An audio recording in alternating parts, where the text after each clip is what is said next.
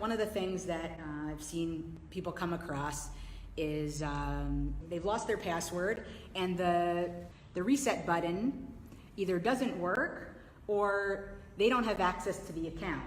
Like maybe there's only 1 or 2 users and it's with the web company that this person has severed ties with and they don't want anything to do with them anymore, or they've ripped them off, they've left the country, they no longer answer their phone, and they've been stuck. This has actually happened. It's an awful situation to be in. Any website owner should make sure that somebody in the company, has admin access to the website, and if that person leaves, that it gets transferred to somebody else before they leave.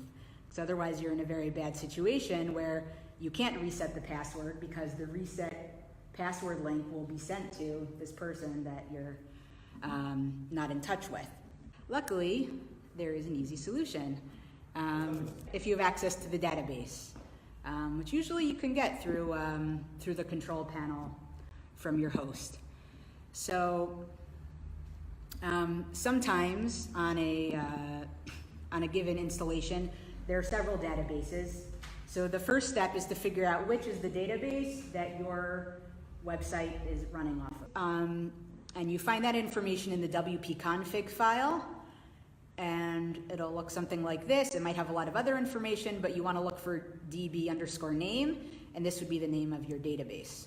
And then in PHP MyAdmin, which again is a tool that most hosts provide, there are a whole variety of hosts out there. Each of them offer different tools to the person with access to the hosting account, but often there's access to PHP MyAdmin.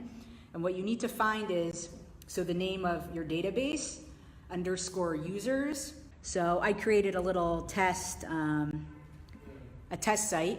So the name of the database that I'm using on this website is this one. What we have to do is we have to go to, and I just go to users. So there's one user on this site, that's me. And all I have to do is go to edit.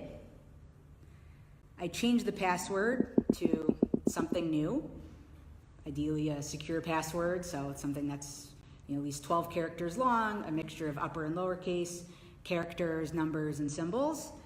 I select MD5, and then I hit go. And that's it, and now I've reset the password. Because at the end of the day, everything that you can do from the WordPress dashboard, you can do from the database if you know where to look for.